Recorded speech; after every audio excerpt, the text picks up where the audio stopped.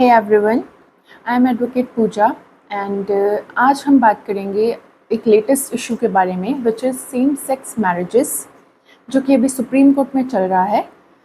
Same sex marriages को legal recognition देने के बारे में।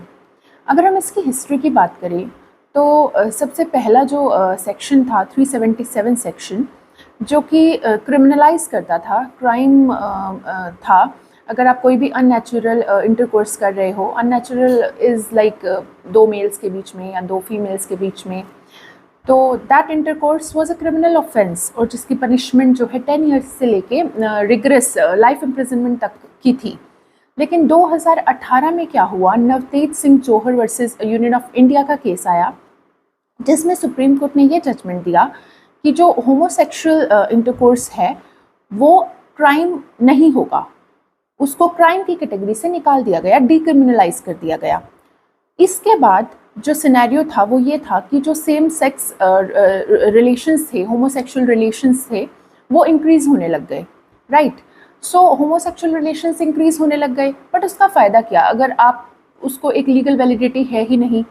तो इसीलिए राइट नाउ प्रेजेंट में जो होमोसेक्सुअल रिलेशंस, जो होमोसेक्सुअल कम्युनिटी है, वो पहुंची सुप्रीम कोर्ट इस चीज़ के लिए कि हमें भी बाकी मैरिजेस की तरह हमारी मैरिजेस को भी रजिस्टर किया जाए, हमारी मैरिजेस को भी उतना ही जो है रिस्पेक्ट और जो है रिकॉग्निशन मिले जितना बाकी जो सिटीजन्स हैं उनकी मैरिजेस को मिलता है।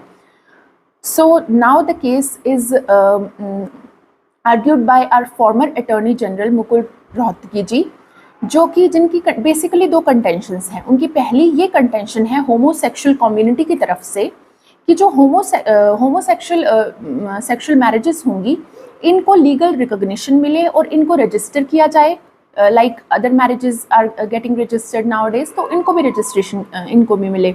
दूसरा उनका ये कंटेंशन है कि जो हमारा स्पेशल मैरिज एक्ट है 1954 का, जिसमें मैरिज के डेफिनेशन में man and women words use किए गए हैं, उनको हटाकर स्पाउस एक वर्ड है जो वहाँ पे यूज़ किया जाए।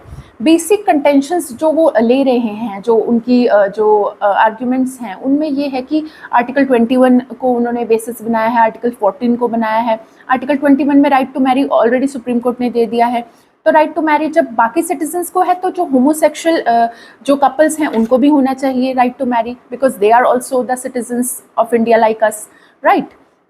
सो आर्टिकल 14 जो इक्वालिटी देता है, आर्टिकल 19(1) है जो कि freedom of speech and expression की बात करता है। तो वो भी अब क्या होता है कि वो जो होमोसेक्सुअल कपल्स होते हैं वो पार्क में हैं या पब्लिक प्लेसेस में हैं, तो उनको एक स्टिग्मा की तरीके से देखा जाता है सोसाइटी के द्वारा। तो ये सब चीज़ें जो है अनएक्सेप्टेबल हैं, क्योंकि हम एक सेक्युलर कंट्री में हैं, हमारे पास कॉन्स्टिट्यूशन है जो सबके राइट्स की इक्वली बात करता है। So these are the contentions जो मुकुल रोहतगी जी ने सुप्रीम कोर्ट के सामने वो रख रहे हैं। अभी इसकी हियरिंग चल रही है, 3 डेज़ हो चुके हैं ऑलरेडी। और जो स्टेट है उनकी अपनी कंटेंशंस है कि ये जो रिलेशंस हैं इनको भी सोसाइटल एक्सेप्टेंस नहीं मिला है, इनके जो चिल्ड्रन होंगे उनका क्या स्टेटस होगा, इनके फर्दर और क्या राइट्स होंगे। तो ये इशू अभी एक बर्निंग इशू है। इसी बीच में जो हमारी BCI है, बार काउंसिल ऑफ इंडिया, जो हमारी अथॉरिटी है, उन्होंने भी यही बोला है कि जो 99% पॉपुलेशन है इंडिया की, वो इस इशू को, इस रिकॉग्निशन जो दिया जाना चाहिए या नहीं, इस इशू को वो अपोज कर रही है।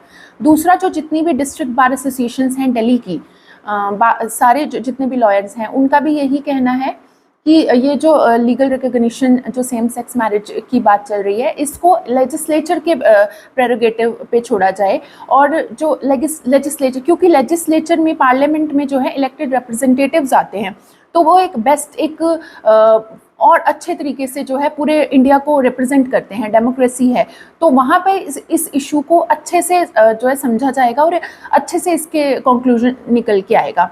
सो ये उनका कहना है। सो अभी जो है इसमें हियरिंग चल रही है, कंटिन्यू है, कोई जजमेंट नहीं आया है। जैसे ही और कोई इसमें आगे सुप्रीम कोर्ट का जजमेंट आएगा या फिर आगे और जो भी कंटेंशंस आएंगी वो आप तक लेके आएंगे। So this is all about this topic. Thank you.